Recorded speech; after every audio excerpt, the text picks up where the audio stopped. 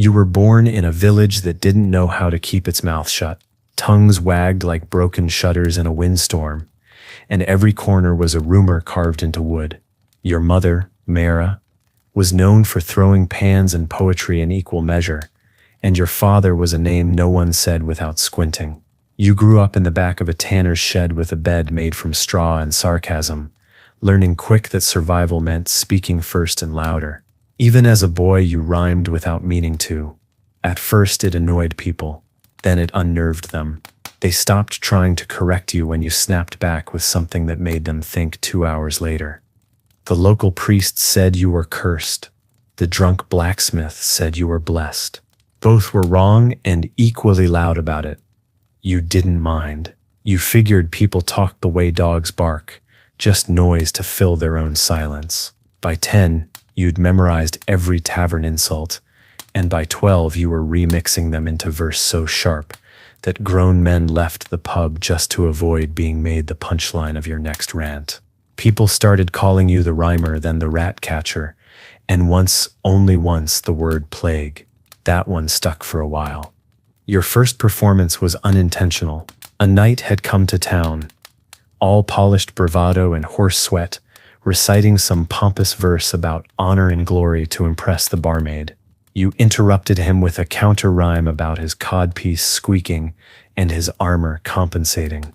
The barmaid laughed so hard she snorted. The knight left without finishing his drink. After that, people started listening when you spoke, not because they wanted to, but because they couldn't not. You had something in your mouth that didn't belong to any one tongue. You called it rhythm. Everyone else called it trouble. You didn't write things down. Parchment cost more than bread, and you were too proud to beg for either. So you carried your verses in your ribs, reciting them under your breath, while sweeping alleyways or chasing the baker's daughter. You'd spit a line while mucking out the pig pen, finish a stanza while hauling buckets. Every word had weight. Every rhyme was a blade you hadn't drawn yet. You were skinny, sharp-eyed, always a little hunched like you were bracing for impact. But when you opened your mouth, the whole village flinched. And maybe, just maybe, you liked that. You didn't call it rap. There wasn't a word for it yet. Not in your village. Not in your time. Just a sound that ran too fast for the ears of old men, and too smart for the mouths of young ones. The priest said it was blasphemy, too quick to be divine. The nobles called it mockery, too clever to be respectful. But the kids in the gutters? The girls with soot on their cheeks, and the boys who stole apples just to be chased. They understood. They followed you around like fleas, repeating your bars under their breath like prayer. You were dangerous, sure, but in a way that gave them hope. There was a tavern called the Limp Goose, a place where boots stuck to the floor and secrets died of drink. You started performing there by accident, yelling at a man twice your size who'd said something crude about your mother's cooking. You insulted his lineage, his boots, his ability to spell his own name, all in rhyme, all without pause. People stared.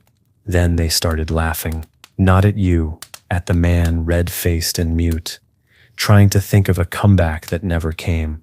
That was the first time someone handed you a coin just for talking. You stared at it like it was made of thunder. You started going back to the Limp Goose once a week. You weren't officially on the bill. They didn't have a bill. Just torches, wine, and enough tension to braid into a rope. You'd stand on a barrel and let it rip. Stories of liars, kings, rats, bad soup, and worse men. The crowd loved you. Even the ones who didn't like you came to watch you work. It wasn't just what you said. It was how it felt coming out. Like the whole tavern exhaled when you finished. Like you were saying what they wanted to say but didn't know how. Then came the scribes. 3 of them, robes cleaner than their consciences, sitting in the corner with ink-stained fingers and judgment in their bones. They watched you like a sermon with teeth. Afterward, one approached and said, "Where did you study?" You laughed so hard you nearly coughed up your last rhyme. "In the street," you said. "Under rain." He didn't laugh, just nodded and said, "We may have use for someone like you." You didn't like his tone, but you liked the word use. It meant you mattered, at least for now. They brought you to the city. Not the big one, just big enough. Brick streets instead of mud. People who wore lace unironically. You were a spectacle. A peasant with a mouth like scripture, they said. A mongrel bard. They dressed you in borrowed tunics and asked you to perform at gatherings where no one danced, just clapped with stiff fingers and said, "Bravo," like it was a cough. You played along, for a while, because their coins were real, and real coins fed Mara and kept the roof from collapsing. But the rhymes started to itch. Polite ones, pretty ones, ones that didn't bleed. You snapped at a feast. Lord something or other had asked for a light piece about manners. You gave him 6 verses about hypocrisy, greed, and what it feels like to scrub your soul clean with a spoon. You ended with a line about powdered wigs and limp swords. Half the room gasped. The other half laughed so hard they choked on their roast goose. You weren't invited back, but you were remembered. And in this world, memory was the closest thing to fame. You walked home with pockets light but spine tall. Back in the village, something had shifted. Kids now left you scraps of verse tucked in your boots. Strangers nodded when you passed. Marta, the candlemaker, asked you to bless her shop with a rhyme. You scrawled one in soot across the door. Let wax burn slow and liars burn quicker. She wept. You pretended not to notice. You were still just a boy with too much mouth and not enough sense. But they were listening, and that scared you more than anything. You weren't trying to change anything. Not really. You were just talking, trying to survive the only way you knew how. But words are stubborn. They don't stay where you put them. They crawl into people's ears and wake up in their ribs. They start fires without asking. Soon others began rhyming, poorly at first, but loud. You were imitated, mocked, praised, quoted in soup shops and outhouses. You became a thing people argued about. That meant you mattered, which meant you were in trouble. The local guard asked if you'd tone it down, not outlaw it, just soften the edge. You told them your tongue didn't come with a whetstone. They didn't laugh. One of them spat. Another cracked his knuckles like punctuation, but they let you walk away. Maybe they didn't want to be part of your next verse. Maybe they understood you were already louder than their silence. Either way, you started carrying a knife, not for others, for rhyme block, for the days when the words didn't come and your hands needed to cut something real. You weren't a hero. You weren't a prophet. You were a mouth with a heartbeat, a tempo with legs. And in a world that only valued order, you offered rhythm, something primal, human, unwritten but undeniable. You were a storm in boots, a bard without a master. You never asked for followers, but they showed up anyway. People don't need a leader, just someone who says what they're scared to admit. The problem with getting heard is that people start asking you to speak for them. You didn't mind it at first, made you feel important, like a priest with dirt under his nails. But after a while, their words got tangled in yours. Requests like, write one about the taxman or say something about the Reeves cousin and his wandering hands.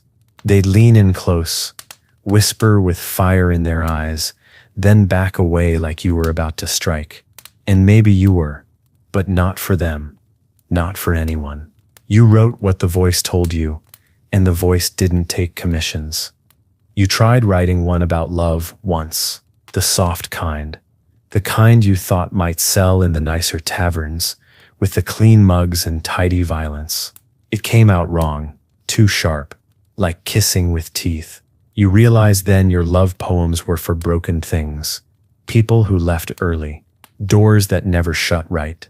So you leaned in, started writing about the kind of love that makes you worse before it makes you whole, that stares you down across a crowded room and dares you to become someone worth staying for. It didn't make you popular, but it made you true. There was a girl once, not one you'd write about, but the kind who left fingerprints on your thoughts. Her name was Kalra, hair like torn parchment, voice like wind between teeth. She didn't smile often, but when she did, it felt earned. She listened to you like she was waiting to be wrong about you. You never tried to impress her, only made her laugh once, and even that felt accidental. She told you once that your words moved like someone trying not to cry. You kissed her that night and didn't write about it. Some things stay better when kept in the bones. The village started hosting word nights, informal, candle-lit things in the back rooms of alehouses and abandoned barns. People came with verses scrawled on the backs of bread wrappers, stitched into sleeves, carved into the undersides of bowls. They weren't all good. Some were downright painful, but you stayed for all of it.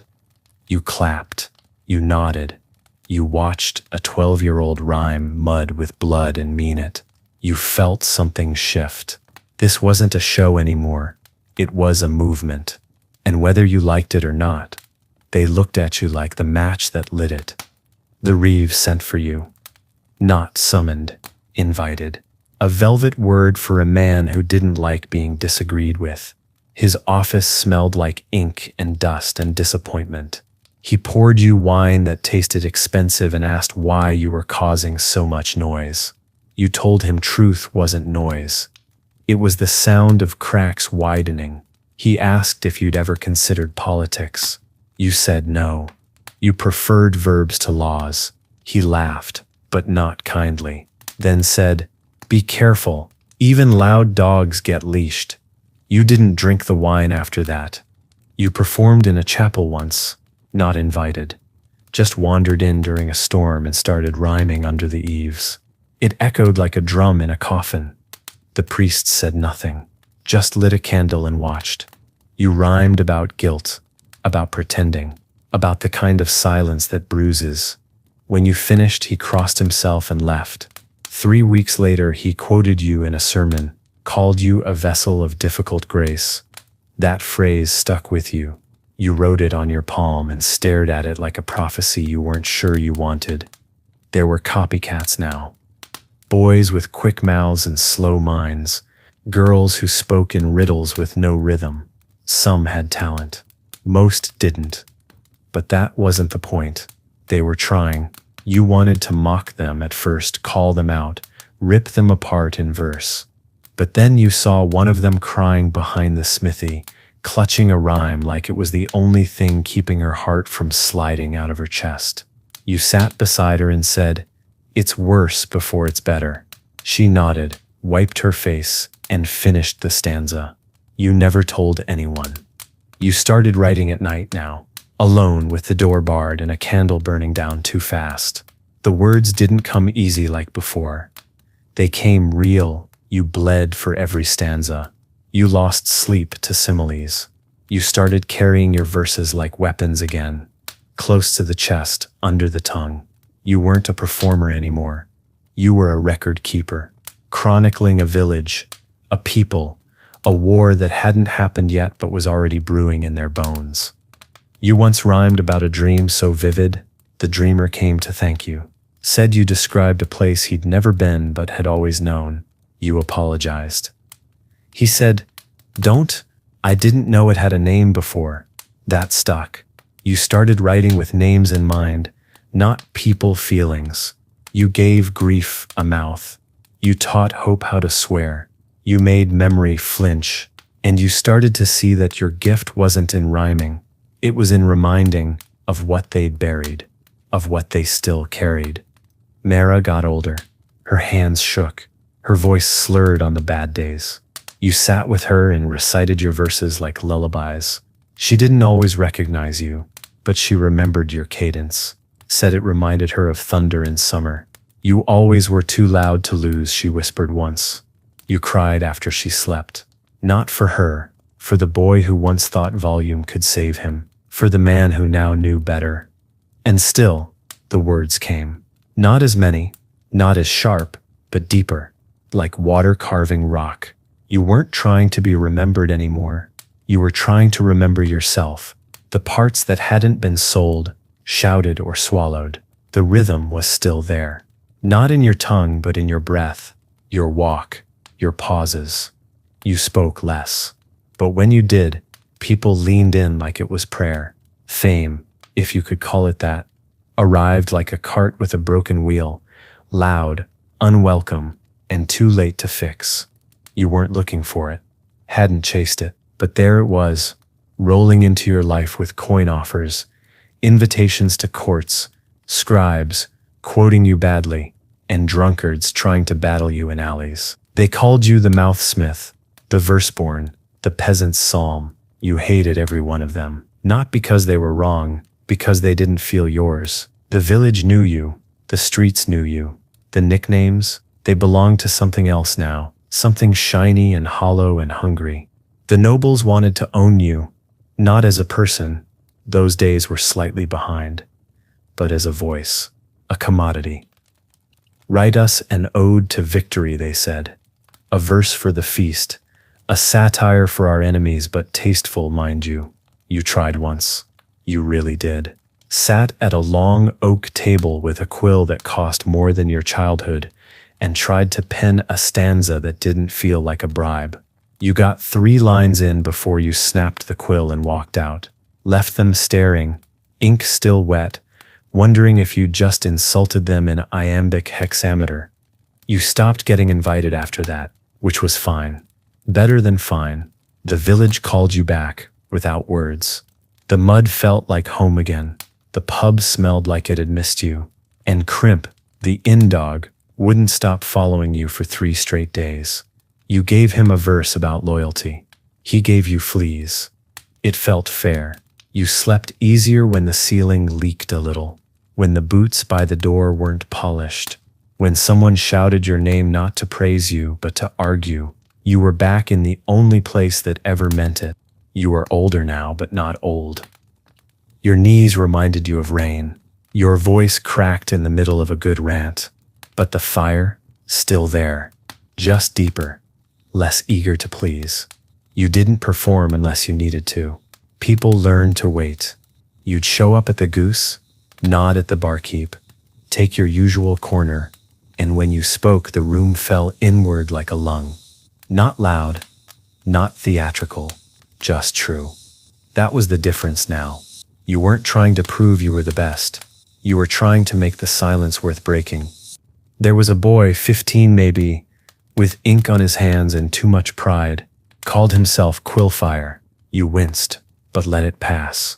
He challenged you in the market. Full crowd, midday sun, energy like thunder with nowhere to go. You listened. His rhythm was shaky, metaphors thin, but he had fight, so you responded. Slowly, gently, tore him down with kindness. You rhymed about growth, about hunger, about the pain of trying too hard in front of people who never tried anything. He wept. Not publicly, just enough for you to see. You handed him your old knife. Write with this next time, you said. It cuts better. You didn't see him for a month. Then one day he passed you a scrap of parchment with 7 bars that made you pause. It wasn't polished, but it had teeth. Real ones. You nodded. He nodded back. Nothing more needed. That was how it started again. A second wave. New voices. New tempers. You weren't the king anymore. You were something better. The storm that taught others how to reign. Mara passed in spring. Quiet. Wrapped in the blanket you'd woven from old verses. Stitched into the seams like memory. You read to her until the last breath. Not a poem. Just your first rhyme. The one you whispered to yourself as a child in the tanner's shed, hiding from the cold. Her fingers twitched once at the last line. You took it as applause. The village turned out for the burial, not for spectacle, for story. She had been the start of yours, and you somehow had become part of theirs. The Reeve knew one now, sharper suit, duller soul, asked if you'd write the village anthem. You laughed. Not cruelly, just with disbelief. You already have one, you said. It's in the way we curse at rain and sing through broken teeth. He didn't get it. Most officials don't. But he left you alone after that. Started quoting you in meetings like he'd invented you. You didn't correct him. Let him have his illusion. You'd already rhymed circles around men like him in your sleep. People came from outside now. Travelers, wanderers, poets in 2 clean cloaks. They asked where the rhymer lived. Locals pointed them to the well, not your house. The well, because that's where you used to sit, feet dangling, muttering verses into the stone. People said the well echoed differently now. Some swore it whispered back. You never confirmed or denied. Let them wonder. It was better that way. Half your power came from mystery. The other half came from listening harder than anyone else. You still wrote but never sold. You'd leave verses under rocks, behind shutters, folded into bread. Some got passed around, picked apart, worshipped like prophecy. Others vanished. That was the best part. Not everything needed to be known. Some things just needed to be. You'd given the world your voice. Now you gave it your quiet. Both, somehow, louder than ever. And when you walked now, people didn't shout. They nodded, tipped hats, touched their chests. Not because you were a legend, because you were theirs. The voice they'd grown up with. The echo that told them they mattered. You weren't a god. You weren't a god. You weren't even special. You were just the boy with too many words who made it matter that you never stopped speaking. It was strange, the way silence started to respect you. Back then, it used to try and crush you, used to fill your house like smoke, make your hands itch, your chest tighten. You'd shout just to hear proof you were still real. But now, silence stepped aside when you entered, made room, let you sit in it like a trusted friend. You didn't fear it anymore. You used it, laid it out before a verse like kindling, then struck your words like flint. The crowd didn't roar when you finished these days. They paused, and you knew that pause was louder than any applause you'd ever earned. One winter night, a bard from the coast challenged you, not with malice, just hunger. Said he'd heard the stories, the lines, the metaphors that made grown men question their gods. He wanted to see for himself. So you met him behind the chapel, just you two and the frost biting your fingers. No crowd, no scribes, just verse. Back and forth, like blades, both of you bleeding, smiling exhausted. When it was done, he nodded once and left without a word. You found his name scrawled on a bench outside the next morning, next to your own. No one touched it. It stayed there for years. The scribes tried again. New ones. Younger, smarter, better at pretending they weren't trying to own you. They offered scrolls, ink, parchment deals with too many clauses and not enough soul. We'll immortalize you, they said. Your work will outlive you, you replied. If it's worth remembering, it doesn't need help. They didn't like that, but they wrote it down anyway, probably hoping one day to quote you out of context and charge coin for it. Let them. By the time they printed your legacy, you'd already carved it into people's ribs. There were whispers of a verse war happening in another region, young bards gathering in dusty squares, challenging each other with words sharper than swords. They said your name started it, that someone had played a recording, scratchy, third-hand incomplete of your rhyme about gods walking barefoot, so they wouldn't forget the earth. It spread like fire. Kids quoting lines you'd forgotten, young mouths breathing rhythm into cobblestones. You didn't go. You didn't need to. The echo had done the traveling for you. A boy named Pell started sleeping under your old performance barrel, said it helped him think, said your rhymes kept the rats away. You let him.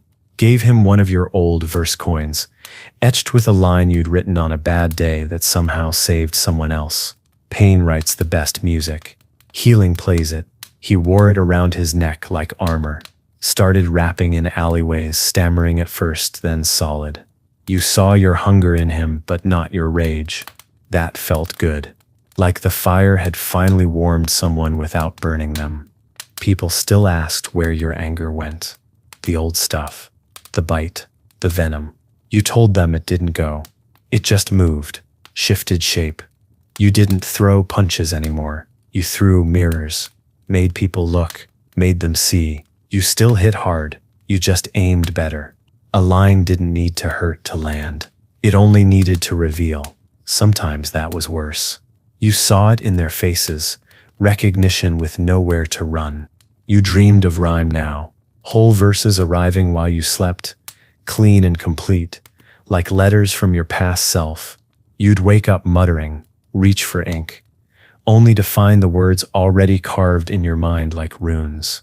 One dream gave you a line so raw you didn't write for 3 weeks after.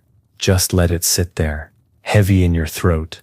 When you finally said it aloud, Marta whispered, "That one's going to stay."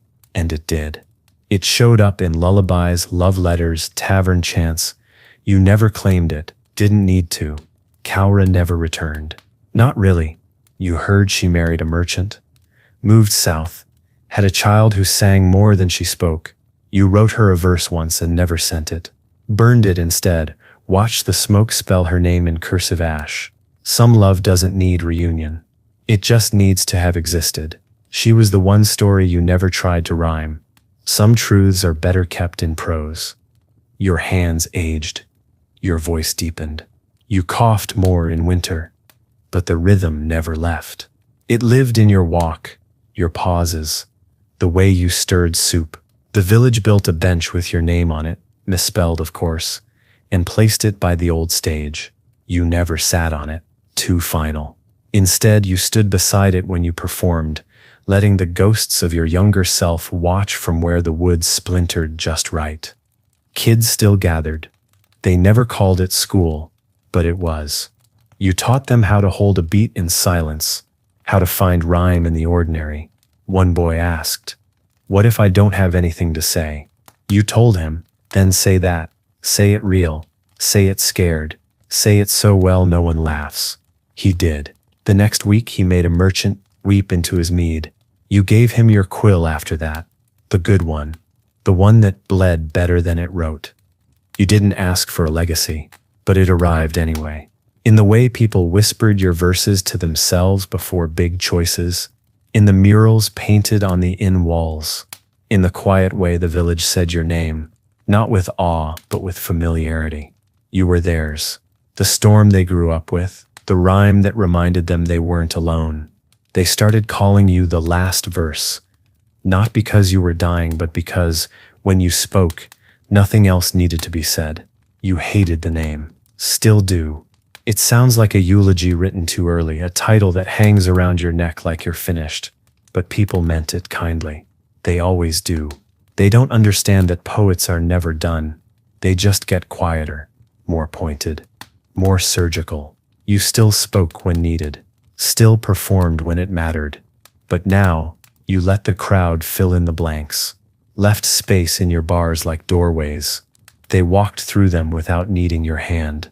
You stopped rhyming to impress and started rhyming to remind. Remind people of what they were hiding from, their fears, their pride, their tenderness. You once ended a verse with a question so sharp it made a soldier drop his ale and leave the tavern. The next day he brought you bread and didn't speak. That was your favorite review. You weren't looking for applause anymore. You were looking for stillness after. The kind that only happens when a truth has landed hard enough to make people forget where they are. Your verses got leaner. No more 10-line build-ups, just tight, clean cuts, like a blade across silk. You started using fewer words, but they hit harder. People asked how. You told them, "Don't use two when one bleeds better." They wrote it down like scripture. You didn't mean it as wisdom. You meant it as survival. The more words you said, the more room for others to twist them. You'd learned. You spoke like someone who knew the cost of being misunderstood. The tavern hosted a gathering once, called it Night of the Tongues. Bards, poets, ranters, whisperers. Everyone got one verse, just one. You closed the night, not with fire, but with a lullaby. A rhyme about growing old with your own rage, letting it sleep beside you. Not to tame it, but to understand it. People didn't cheer. They just sat there, silent. One woman cried into her wine. A boy mouthed the words back without realizing. The barkeep didn't move for 3 full minutes. You walked out before they clapped. It would have ruined the moment. There was a scholar from the capital, fancy type, too many rings and not enough calluses, who tried to explain your work in a scroll, called it the rural cadence of anti-institutional orality. You laughed so hard your tooth hurt. You weren't a theory. You were a bruise that never healed right. He asked for an interview. You handed him a broom and told him to sweep the alley behind the inn. He did it, asked again. You said nothing. That was the interview. You didn't teach classes. You taught people, one at a time, on walks, over bread, in passing. You told them what they needed, not what they asked for. Sometimes a phrase, sometimes a silence. One girl said she couldn't rhyme unless she was angry. You told her that joy has rhythm too. She just wasn't listening hard enough. She came back a week later with a verse about rivers that made 3 men cry. You nodded once. That was the graduation.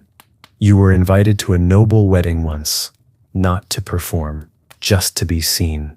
You wore your old boots and your good shirt, the one with ink stains that never quite came out. The bride quoted one of your verses during the ceremony, something you'd written in the dirt years ago and forgotten. It made her father flinch. It made her mother smile like she was remembering who she used to be. You toasted with cider and left before dessert. You didn't belong there. Not really. But your words did. Old songs started to include your phrases. Chants in the fields. Lullabies at bedtime. No one remembered where they came from. That was perfect. You never wanted to be famous. You wanted to be useful, and nothing's more useful than a good line at the right time, even if no one remembers your name when they say it. Especially then. One morning, you woke with a sore hand and a clear head. No dreams, no verses clawing for paper, just peace. It startled you. You'd lived your whole life chasing that inner roar, that pressure behind the eyes. Now, it was quiet. Not gone, just resting. You brewed tea, scratched Crimp's ears, and sat in the doorway of your home. Watched the fog burn off the hills. The silence felt earned, like applause you didn't have to hear to believe in. A boy from the next village came looking for you. Said his mother had taught him your rhyme about leaving. Said he'd built a verse off it and didn't know what to do next. You listened. He was raw, nervous, but he had something. You told him to walk the village 3 times and listen to every conversation he heard. Then rewrite it, you said. Make it rhyme, make it true. He came back 2 days later with a poem that made your ribs ache. You handed him your candle stub. Use it wisely, you said. Some words deserve the dark. You never called yourself a legend. That word's too heavy and too often used by people who've done their greatness. You were a worker, a builder, a man with a jaw full of rhythm and a mouth that wouldn't sit still. You spoke until others found their own voices, and then you let them speak louder than you. That was the whole point. There came a time when people started writing verses about you. That was the strangest shift. Not kids quoting your bars, but full-blown tributes, ballads, epics. Some painted you as a warrior poet, a sword on one hip and a scroll on the other. Others made you into myth, born during a thunderstorm, raised by wolves, crowned by rhyme. You hated it. Not because it wasn't flattering, because it wasn't true. You'd spent your whole life dragging truth through the dirt, dressing it in rhythm, handing it to people who didn't want it. And now here they were, polishing your story until it didn't feel like yours. You didn't correct them. You'd learned better. People believe the version of you that fits their need. You were a hammer for the angry, a hymn for the lonely, a curse for the bitter. You weren't real anymore. You were useful, and that, you'd learned, was the most dangerous kind of fame. You walked through your village and heard your own lines spoken like scripture. Some you remembered writing, others not so much. You let it go. Let them own it. You didn't write for statues. You wrote for the ones who still had mud on their boots. There was a girl named Vela who walked through town barefoot, carrying a lute she never played, said she dreamed your verses before she'd heard them, wrote them in ash on stones, sang them backwards into wells. She asked to apprentice under you. You said no, not because she wasn't good, she was too good. Raw and bright and fearless, you told her to keep walking. Find your own voice, you said. Mine's too old to borrow. She nodded, didn't argue, left a piece of paper under your door before she vanished. It said, you were the map, I'm looking for the mountain. Crimp started sleeping more, moved slower. You didn't say anything, just made softer food and let him lie by the fire longer. He still barked when you said something clever, low and approving, like punctuation, but his eyes stayed closed more often. You told yourself he was dreaming. Maybe he was. Of your younger days, of alley fights and bread crusts and candlelight verses. You hoped he didn't remember the loud years, just the rhythms, the warmth, the quiet, after the crowd had gone. The innkeeper's son asked you to bless his newborn daughter with a rhyme. You held her once, felt the weight of someone who hadn't yet broken. You whispered. Let her words walk sharp, but never alone. Her father cried. You didn't. You couldn't. You saved your tears for paper. And even then, they came out in metaphors. You walked home that night slower than usual, not from age, from gravity. The kind that only comes when you realize someone else is about to take your place. They built a new tavern stage. Not for you, for the next wave. Raised it higher, cleaned the corners, painted the beams. You helped. Carried wood. Hammered nails. You wanted them to know you weren't the ghost haunting the old space. You were the bones holding up the new one. You gave them your first verse. The one you'd scrawled in soot as a boy. They etched it into the back wall. Didn't ask permission. You didn't mind. It looked better in wood anyway. You stopped performing regularly, not out of pride. Out of completion. You'd said what needed saying. Anything more would have been indulgence. You sat in the back now, hood low, listening. The new kids were different. Braver in ways you weren't, softer in places you'd armored. You smiled. Not out of nostalgia. Out of recognition. You saw your reflection in fragments. You weren't the point anymore. The fire had caught. The scribe from the capital came again. Older now, quieter. He didn't bring scrolls, just a small book. Handmade, leather-worn, ink-smudged. Inside were verses. Yours, others, no names, just words. We call it the voice book, he said. It passes through hands. People add what helped them. You turned a few pages, found one of yours. It looked better there, surrounded by strangers. Alive in the way only borrowed words can be. You handed it back and said, don't let them make it sacred. Let it stay used. He nodded. You never saw him again. A traveling bard named Kier came through town with a mouth like thunder and a chip the size of a cathedral. Challenged you loudly. In the square, people froze. You didn't. You stood, walked up, looked him in the eye and said, I already fought me. You're late. Then you turned and left. That night, he wrote the best verse of his life. No one laughed. They just clapped slowly. The fire cracked. He cried into his mug. And you smiled. Finally. You dreamed of Myra. First time in years she was younger than you remembered. Standing by the well, singing a lullaby you never learned. You didn't speak. Just sat beside her and let the melody wrap around you like a verse with no hook. When you woke, your hand was clenched around nothing. And yet it felt full. You didn't write about it. That was her story. Yours was still walking. And so, the village sleeps again. And in the silence between breaths, your rhymes drift from lips you'll never kiss, hands you'll never shake, hearts you'll never meet. That was always the point. Not fame, not glory, just echo. The kind that lives in walls and bread and song, You were the voice that broke the silence. Now others carry the tune, and you rest. Not because you're tired, because the beat finally knows how to walk without you. You spent most mornings at the edge of the wheat fields now, sipping broth that tasted like memory and watching the wind try to rhyme with itself. The sun rose quieter these days, like it respected your silence. People didn't disturb you much. A nod here, a warm loaf there. Occasionally a child bold enough to sit beside you and hum something half-finished, waiting to see if you'd turn it into something whole. You usually did, not with flair, with precision. You'd add a line, hand it back, and say nothing. You were less a teacher now and more a whetstone, sharpening the blades others already carried.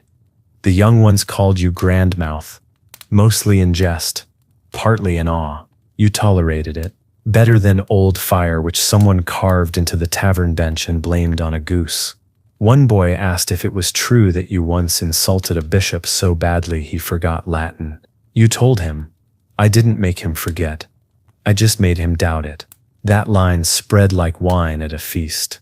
You heard it in market stalls and stables for a month. Someone even stitched it onto a tunic. Misspelled, of course. Your words had outlived your voice. That was the part no one prepared you for. You'd been loud for so long your sound carried over hills, under doors, across years. But now the volume had turned inward. You weren't shouting anymore.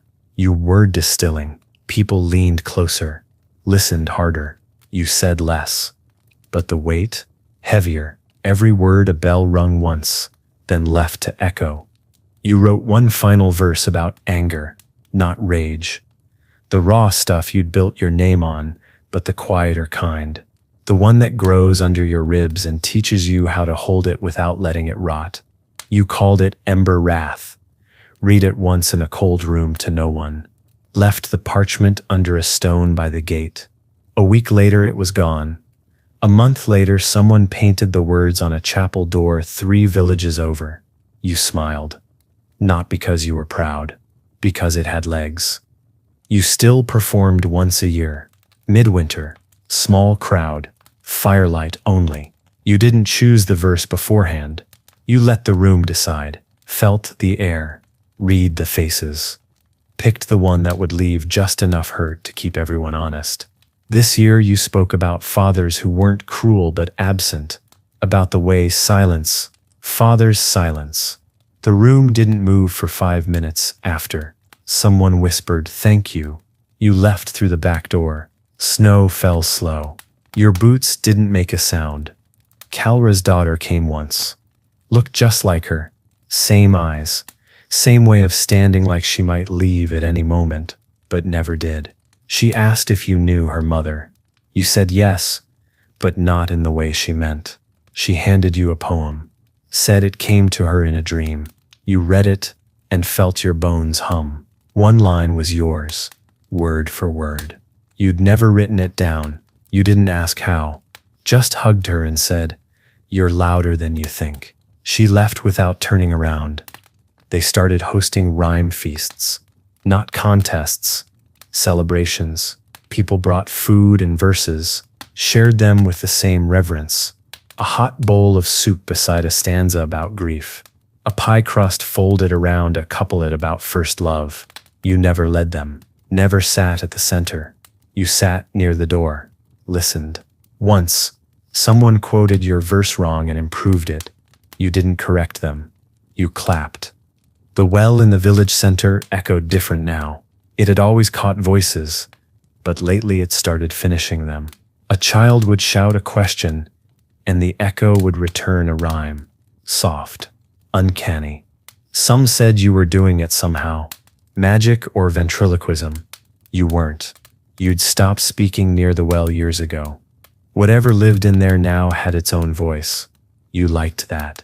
Let it be. Every story deserves a sequel. Crimp passed in his sleep. Curled against your leg. No sound, no pain, just stillness. You buried him under the stage, wrapped in the cloak. Manera had stitched from old verses. The whole village came. Even the reeve, who never liked poetry but loved dogs. You said a few lines, not about loss, but loyalty. You didn't cry. Not there. Not then. Later at home you lit a candle and whispered the first rhyme Crimp ever barked at. It was still perfect. Still whole. Your hands shook more now. Quill work was harder. So you spoke into firelight. Let the flames remember for you. Some say fire holds story better than paper. You agreed. Most nights you sat by the hearth and rhymed under your breath. Not for anyone else, just for yourself. To keep your voice in shape. To remind your ribs that they once carried thunder. One morning you woke up and couldn't remember your most famous verse. Not a word of it. Not even the shape. You panicked for half a moment, then laughed. Out loud. The sound startled birds. You'd forgotten the thing people quoted in taverns and stitched into cloaks and named their children after. And it didn't matter, because they remembered. Your job was never to keep it, it was to give it away. And now, as always, the village sleeps. Somewhere, someone recites a line you wrote on a dare. Somewhere else, a girl turns grief into couplets. Somewhere, a boy discovers rhythm in the way his mother walks. And you close your eyes, not to escape, but to listen. There's a bench by the willow near the stream where you go now when the noise behind your eyes grows too fast. It's not silence you want, it's space. Somewhere wide enough to lay your thoughts out flat and see if they still rhyme. The willow doesn't ask anything of you. It's older than your regrets, younger than your pride. Sometimes you talk to it, not in verse, just in mutterings. About the verse that never landed, the girl you almost followed, the dream you keep having about being young and too loud to whisper. The tree doesn't answer, but it leans closer every year. The bench was built by a boy you once mocked into brilliance, Naris. He was all elbows and stutter when he challenged you at 15. You turned him into stardust in front of a dozen drunks. He cried. You felt like a king and a criminal all at once. 2 winters later he returned, calm, confident. Beat you with a verse so tight you laughed before it ended. You called him Prince of Breath. He called you Old Knife. Now he's the one they gather around. He built that bench for you.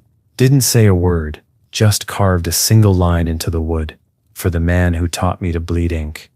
The village has changed, but not entirely. Cobblestones still catch the same rain. The inn's sign still creaks in the same way when a story's about to be told. But the people are different. Younger, faster, less afraid of softness. They rhyme about feelings now. Whole performances about sorrow, joy, longing. You tried it once years ago, and they mocked you for it. Now they call it brave. You don't resent them. You envy them. You spent your youth turning pain into armor. They're turning it into gardens. You've become a test now. A rite of passage. Every young rhymer tries to defeat you. Most fail. You let some win, especially the ones who come with something real. You can spot it in the way their eyes dart when they rhyme about family, about hunger, about trying to be something more than what the mirror offers. You lose on purpose sometimes, not out of mercy, out of recognition.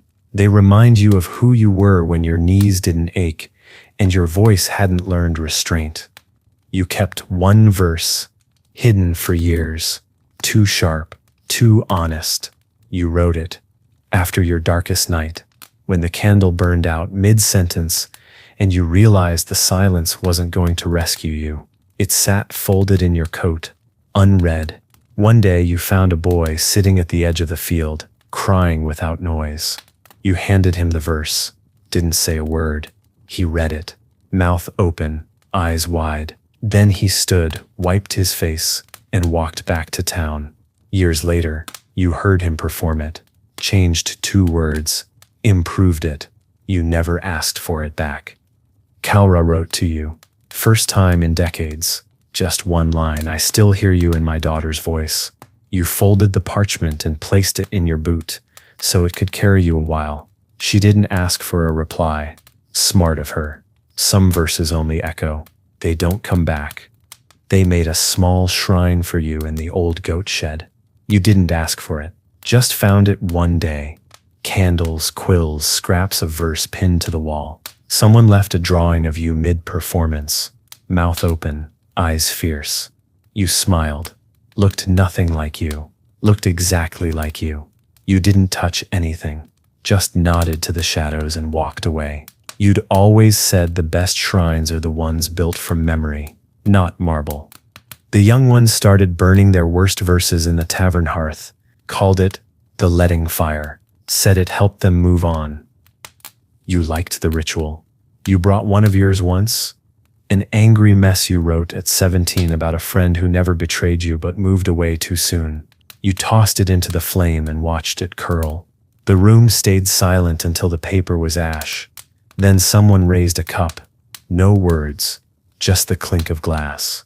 That was enough. Your feet don't move like they used to. Knees stiff, back like wood, but your tongue, still quick, still mean when needed. One merchant tried to scam the baker's son. You were there, watched, waited, then dropped 12 lines in a row. So pointed the man refunded the boy double just to get away. No applause, just quiet, respectful laughter from the alley shadows. You nodded, cracked your knuckles, went back to your stew. Your dreams are strange now, not nightmares, not stories, just sounds, rhythms with no words, a drum you don't recognize, a breath that isn't yours. You think the dreams belong to someone else, maybe the next you, maybe the last one. You wake with your heart steady, not racing, and sometimes you wake laughing. That's new. You never laughed in your dreams before. It feels like forgiveness. You don't count years anymore, just winters. Each one colder in the knees, warmer in the heart. The village looks after you now, gently, without pity. A loaf left on your step, a cloak patched by careful hands, a child reciting your rhyme about courage as he leaps over a puddle like it's war. You used to be the loudest sound in town. Now you're its quiet hum. You like it better this way. And somewhere in the quietest room of the tavern, someone is reciting one of your oldest lines. The one you wrote in charcoal at 15. The one you almost threw away. The one that kept a stranger breathing. And you sit by the willow, head bowed, whispering new lines to no one, just to keep the beat alive. There's a kind of peace that comes after enough people stop asking when you'll perform again. Not because they don't care, but because they finally understand you already did. You wake up without expectation now. No pressure to impress. No eyes on your hands. No ears waiting for the next punchline. Just the soft, simple act of breathing. You still write, but the words arrive like visitors, not weapons. They knock gently. You open slowly. Some stay for tea. Some leave with barely a whisper. You don't chase them. You don't have to anymore.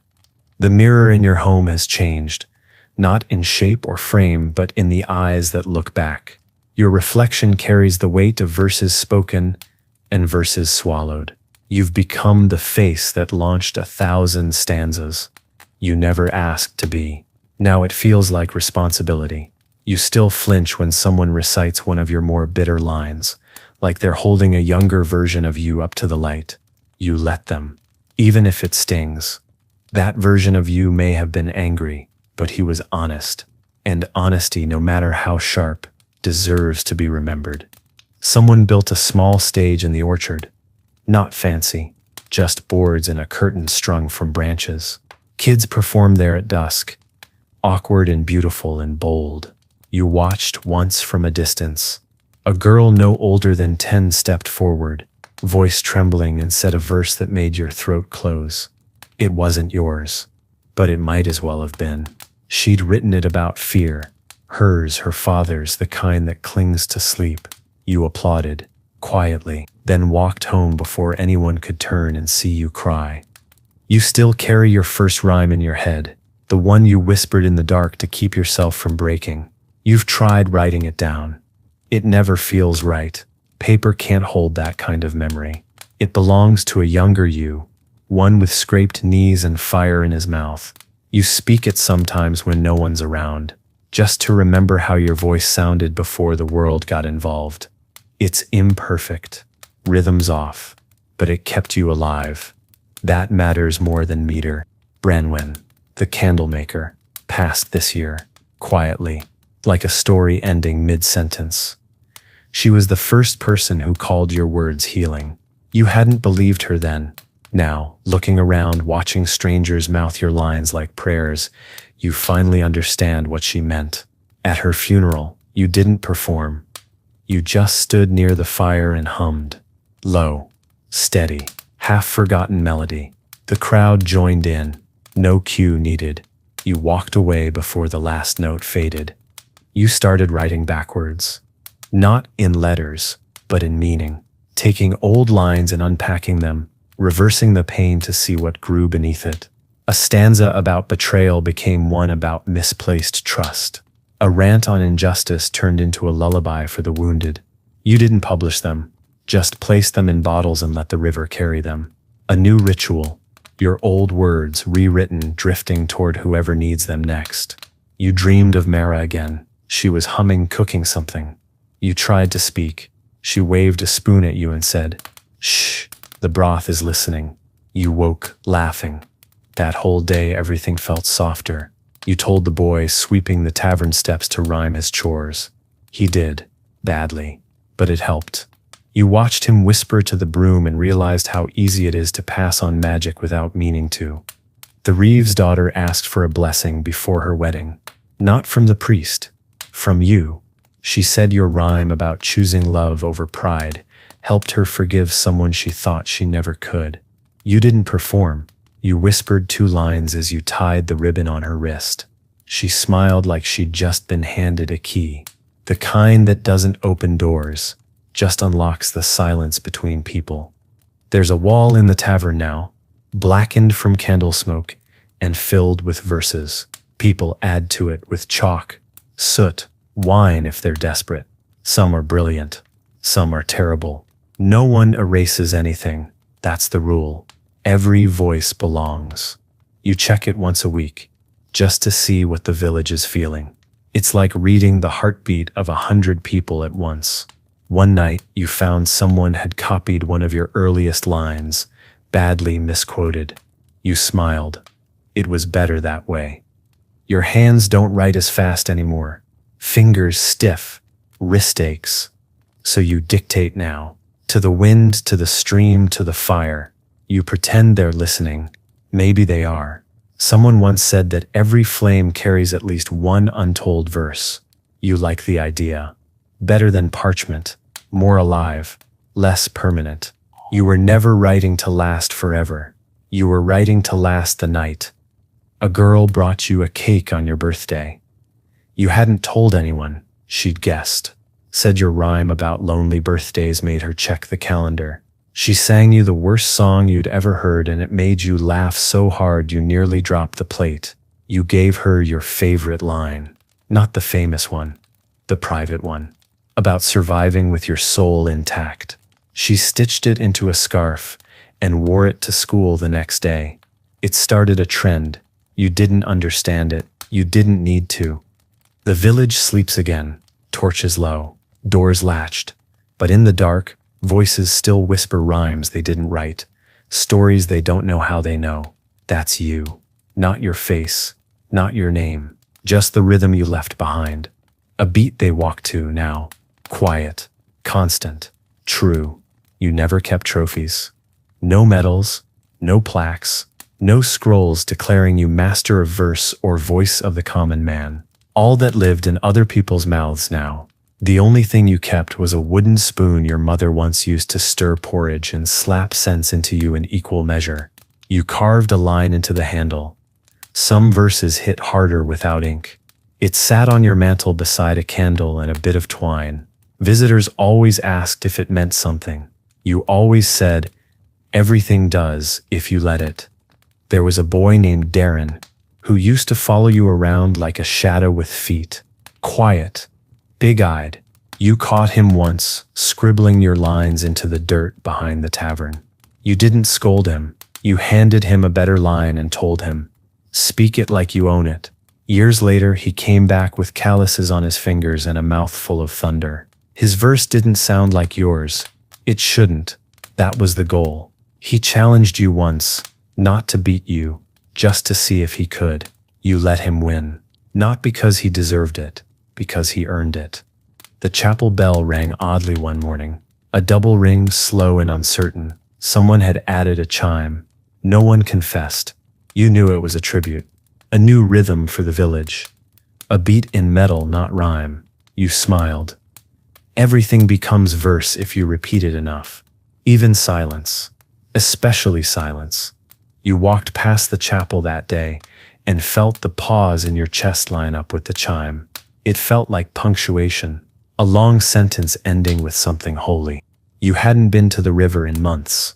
When you finally made the walk, you found it unchanged. Same rocks, same bend, same stubborn log jammed into the bank. But someone had added stones, flat ones carved with tiny lines. Not yours, theirs.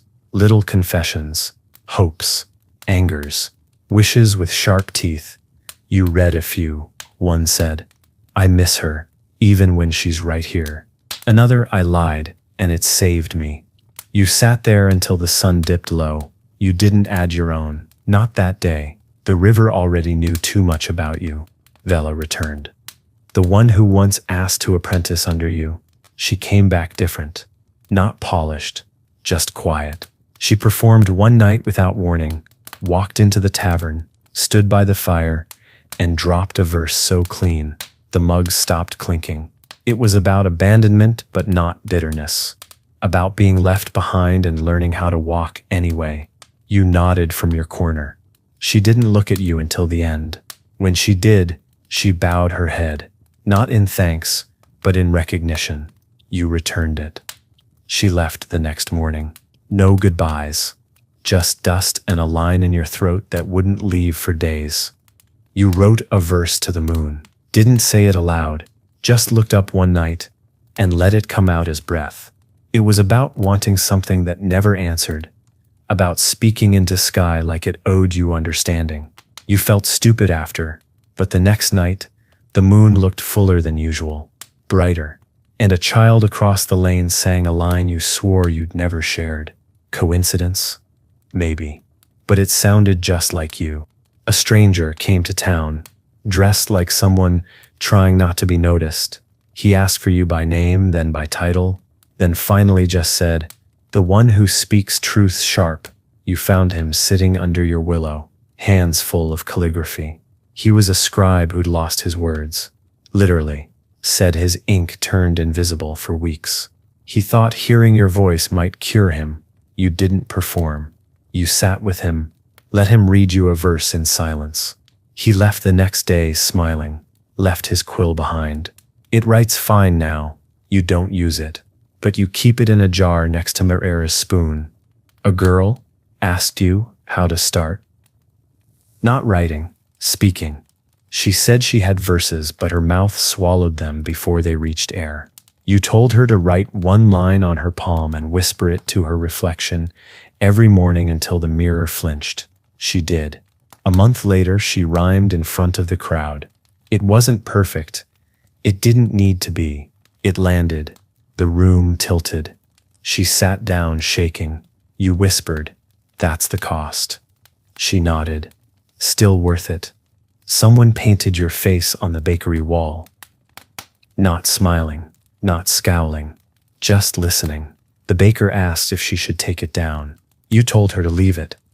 Not because it flattered you, because it reminded people that you once listened before you ever spoke. That image became something else entirely. People wrote verses around it. Left offerings, bread crusts, folded paper, chalk scribbles. It wasn't your face anymore. It was everyone's pause before truth. The winters are slower now. Your joints predict the snow better than the sky does. You don't complain. You wear extra layers and sip broth with time. You still hum in the mornings. Still speak to the hearth like it understands meter. One boy told you he thought the fire only danced when you sat beside it. You laughed. "That's not me," you said. That's the fire remembering the rhythm. And still, the village dreams in rhyme, still tells its children to speak sharp and walk soft, still teaches that truth doesn't have to shout, but it can. And you close your eyes to the beat of your own breathing. You hear it all still, the footsteps, the lines, the laughter between stanzas. You were the storm once. Now you're the weather that follows. You never planned to become folklore, but that's what happens when you live long enough and speak loud enough. People start shaping you into the story they need. You heard one boy tell his friend that you were born from a thunderclap and taught to rhyme by crows. Another said you once silenced a riot with a single stanza. None of it true, all of it close enough. You smiled at the absurdity, not because you believed it, because you remembered when no one believed in you, not even you. There's a quiet sort of fame in being known but not bothered. You still walk the village, still buy your bread, still nod at neighbors like you're just another soul with sore knees and memories that sting. But when you pause too long, someone always starts humming, not a tune, a line, usually one of yours, never directed at you, just offered into the air like a benediction. You don't respond. You don't have to. The words are walking without you now. That's the dream, isn't it? The innkeeper's son wrote his first battle verse. You sat in the back and listened while he stumbled over his anger like it was too big for his tongue. But the bones were good. The pain was real. You could hear the bruises behind the beat. When he finished, no one clapped. You stood, walked up, and whispered, again, slower, let them feel it. He did, and this time, they didn't just hear it. They flinched. A woman from the coast brought her daughter just to meet you. Said she'd been quoting your lines since she could speak. You were polite, patient. Then the daughter, maybe 8, looked up and asked, "Do you ever get tired of being true?" You froze. That wasn't a question from a child. That was the kind of question only truth itself could ask. You sat with it, finally said, "Sometimes, but it's the only voice I trust." She nodded, like she understood. Maybe she did. One day, you found a scroll in your doorway. No name, just a poem about grief and bread, and losing a brother slowly. It was beautiful, cracked and shaking and honest in a way you hadn't heard in years. You copied the final line into your own book, didn't change a word. Some verses don't need improvement. They just need to be carried forward by someone who knows how to keep them breathing. You remembered your first performance. Not the one at the tavern, but the real one. In the alley behind the mill, facing a wall, spitting verses to no one, just to prove to yourself you could. You walked back there one evening, leaned against the same wall and said a single line aloud. It echoed weirdly, as if someone on the other side had been waiting years to hear it again. You didn't say more. Some places only need one sentence to remember who they belong to. You don't rhyme for money. Never did. But people started leaving coin anyway, under plates behind benches tucked into the seams of your coat. You donated most of it. Bought books for the school, seed for the poor. But you kept a single copper piece carved with your initials. You found it one day on the grave of someone you'd battled in rhyme years ago. No malice, just closure. You carried it in your boot after that. Let it rub your heel raw. A reminder that even enemies can honor each other in time. Someone tried to canonize you, write a proper biography. You refused. Told them stories were better when passed mouth to mouth, not locked in ink. They didn't understand. Wrote it anyway. Got most of it wrong. But they ended with a line you'd never spoken. He wrote the silence louder than the noise. And even though it was wrong, it was right. So you let them have it. The willow by the stream fell during a storm. You visited the next morning and sat by the roots, now exposed like ribs. It looked like grief made real. You whispered a farewell verse into the bark and took a splinter home, carved it into a stylus. It doesn't write well, but it writes honestly. You use it only when the verse comes from a place too deep to share. Neris returned. older and less sure of himself. Said fame felt different than he'd expected. Said the applause started to sound like hunger. You told him the trick wasn't in making people listen, it was in knowing when to shut up. He laughed. A real one. Said, "You still teaching?" You said, "Only those who've already failed." He stayed for a week, left a better man. That's all you ever wanted for them. You wrote a verse with no rhymes once, just breath and breaks, and the feeling of wanting to say something without knowing how. It shook you. Not because it was new, because it was honest. You hid it under your mattress. Read it once a year. It still makes your throat tight. You'll never perform it, not because it's too raw, because it's too true. You didn't write it for them. You wrote it for the boy in the mirror who never quite stopped shaking. And now, as the village quiets, and the fire in your hearth sighs low, you close your eyes again, not to sleep, but to listen. To the rhythms still moving through the walls, the trees, the children who don't yet know your name but somehow speak like you. Your life, once a storm, now drizzles gently into the soil, and the beat, your beat, keeps on walking. You started dreaming in rhythm again. Not dreams with stories, those stopped years ago. These were just beats. Pulse without plot. A thump-thump in the distance. Sometimes it matched your breath. Sometimes it outran it. You'd wake with your hand tapping the bedpost, your foot twitching under the blanket, like your body remembered something your mind had let go. You never spoke about it. Not to anyone. But you started keeping a stone by your bed, and every time the beat came, you'd mark it. A little notch. Dozens now. Maybe more. You never count them. You just listen. The boy who once said nothing now won't shut up. Darren. He's grown into his own rhythm. Fast and full of heat, but more thoughtful now. Less thunder. More drizzle with intent. He stops by sometimes, asks for nothing. Just sits. Once, he recited a verse about disappointment that felt like it had been peeled off your own ribs. You didn't compliment it, just said, "That one's going to hurt someone in a good way." He nodded like that was the only kind of praise he ever wanted. You walked through the market last week and passed a young couple arguing. Mid-shout, one of them quoted your old line, "Loud don't mean true and soft don't mean wrong." The other froze. Smiled, apologized. They walked away holding hands. You stood there stunned, not because they remembered the line, but because they used it.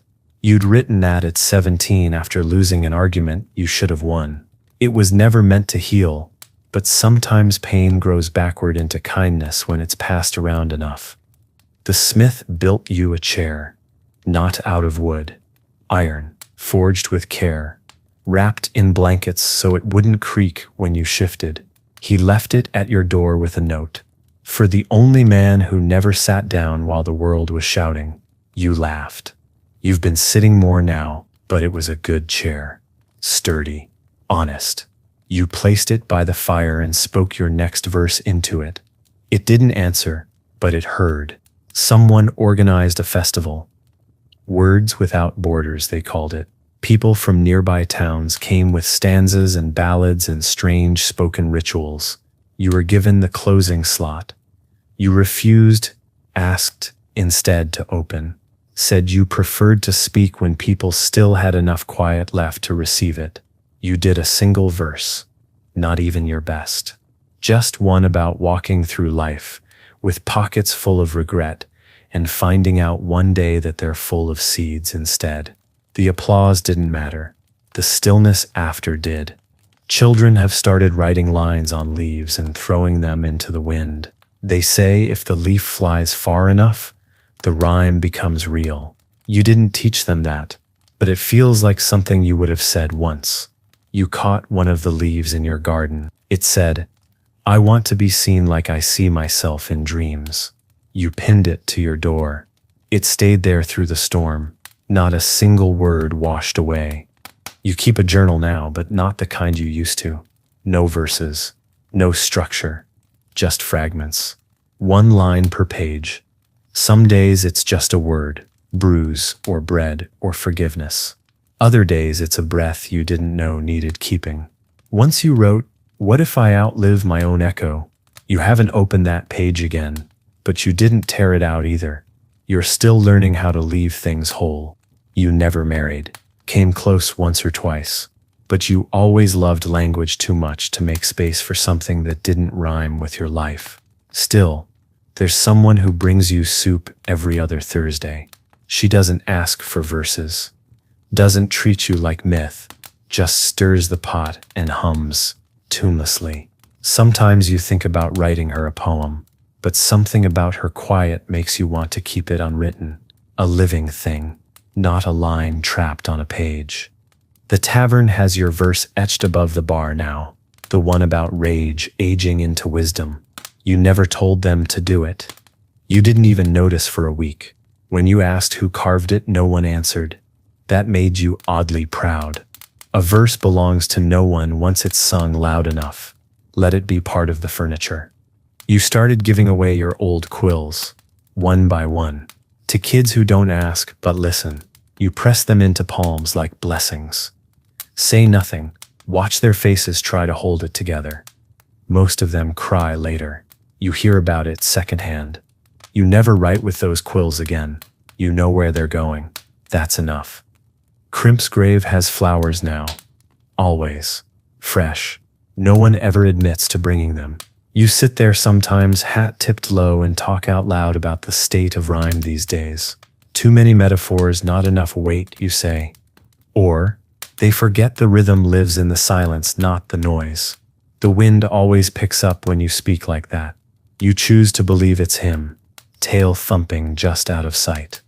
And as dusk folds into the bones of the village once again, your words settle into every breath, every pause, every unspoken truth that waits just behind the teeth. You were never meant to last, but your rhythm was. And in the hum of footsteps, in the hush before the first word, the beat lives on. It rained last night. The kind of rain that sinks into stone and memory, soft and unhurried. You stayed up for it, listening to the roof tap out a rhythm older than rhyme. No verses came, just warmth in your ribs and an ache in your hands where the ink used to live. That's how you know it was a good storm. It didn't inspire anything. It just reminded you that not speaking is sometimes the verse. You slept like someone who had nothing left to explain. You visited the schoolhouse this morning. The children had built a wall of words, each brick marked with a line they loved or lived by. Most weren't yours. That made you grin. The words were getting better. Less performance, more pulse. One boy asked if he could write your favorite line. You told him, "I haven't spoken it yet." He looked confused. That made sense. You weren't being clever. You were being honest. Some truths haven't arrived yet. They're still walking. The healer down the lane, Talden, has started prescribing verses. Says rhythm helps wounds knit and fevers break. You thought he was joking until you saw an old man mouthing lines about lost love as a poultice steamed on his chest. You asked if it worked. He said he stopped groaning in his sleep. That counts.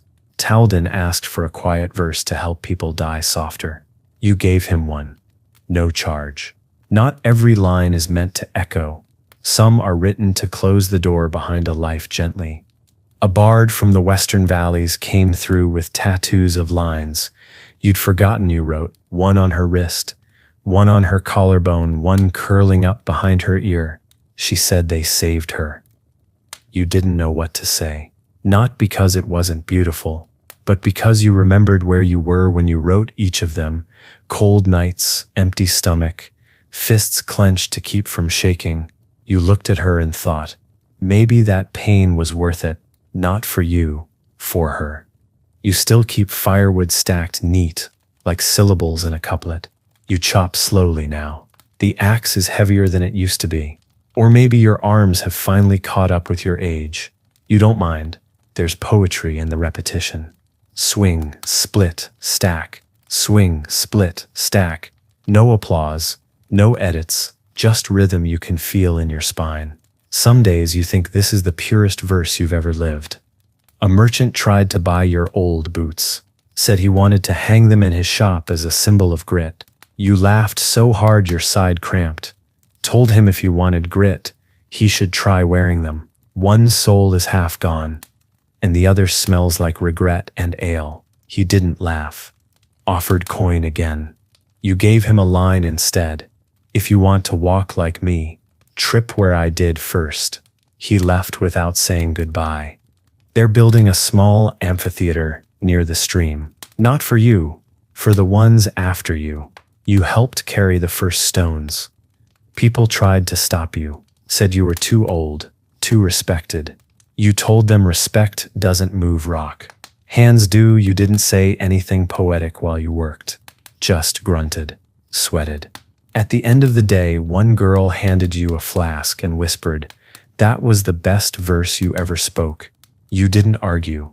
You keep a list now, not of verses, not of names, just sounds you don't want to forget. The clink of a spoon in a wooden bowl, the creak of the inn sign in wind, the three-step pause before a child begins to rhyme. You write them down like sacred relics, not because they're loud, but because they stayed.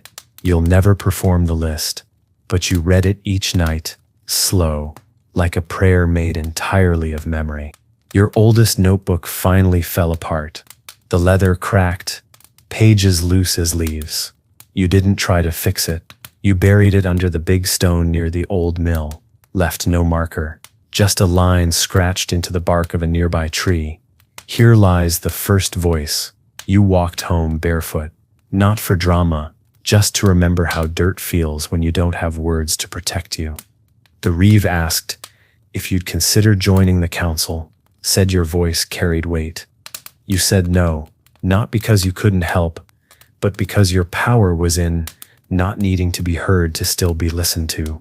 You offered a single line instead. Govern like someone might rhyme about you later. He looked like he didn't get it, but a week later he quoted you at a wedding. Close enough. You found a verse you don't remember writing, tucked into the back of your coat. Faded, scrawled, almost falling apart. It read, "Don't sharpen your tongue so much, you forget how to taste." You read it 3 times, laughed. You don't know if it's yours, doesn't matter. If it wasn't, it is now. And still, as the stars pull breath from the village rooftops and the hearths glow low with quiet, your legacy walks without shoes. It hums down alleyways, curls into lullabies, waits in ink for hands you'll never meet. The storm has passed. The river runs soft, but the beat is still awake. There's a boy in the next village who thinks rhyming is sorcery. He says it turns feelings into spells, breath into blades. You met him once. He looked at your hands like they glowed. You told him you weren't a wizard, just a loud man who learned to aim his sadness. He didn't believe you. That's fine. Sometimes it's better to let the legend stand. If magic makes the message land deeper, let them believe you rode dragons made of syllables. You'd rather be useful than factual. Your name is written in dust now, on tavern shelves, school walls, the corners of old books that never got properly rebound, sometimes spelled wrong, sometimes upside down. You never correct it. Let them misspell you into something better. You didn't get into this to be remembered. You got into this because you couldn't not speak. The fact that your voice stuck around is the village's fault, not yours. You just happened to rhyme the way people were too afraid to speak plain. There's an old woman named Arla who keeps a jar of your lines. Literally, bits of parchment she's cut out, tucked into glass, sealed with wax. She says they help her sleep. When she feels afraid, she shakes the jar and picks one at random, reads it aloud. Once, she let you pull one. It read, "You're still breathing." That counts. You didn't remember writing it, but it made your eyes sting. Arla patted your hand and said, "Even you forget what you've healed." You nodded. That one stayed with you.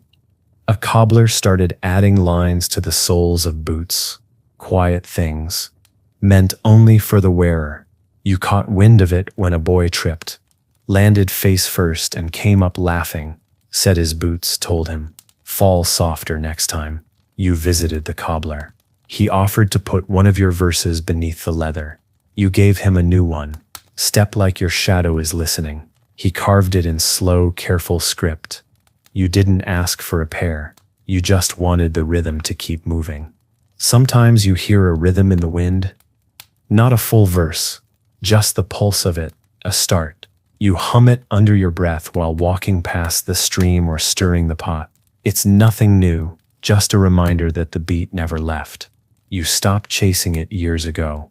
Now you just make space for it. The beat, like truth, doesn't shout. It waits. And when you're still enough, it steps forward like an old friend who knows exactly where you ache. They asked you once if you feared death. You said no. What you feared was forgetting the line you'd been working on just before. That made them laugh, but you meant it. You always imagined dying mid-rhyme, quill still wet, fire still burning. It felt right. Not tragic, just fitting. A life like yours doesn't end with a finale. It ends mid-bar, unfinished, gifted to whoever finds the next breath and finishes it for you. You don't sit in the front row anymore. Not at performances, not at gatherings. You sit in corners, shadows, doorways. Listen from where people forget to perform. That's where the truth lives. Behind the curtain, not on the stage. You hear better from there. Once someone called out your name mid-rhyme, looking for you. You didn't answer. Someone else did. The verse kept going. That felt holy. You gave your last quill away. To a girl who didn't rhyme like you. Her words stumbled. Her rhythm fought her. But her heart marched. You told her, "This won't help you write like me. It'll help you write like you."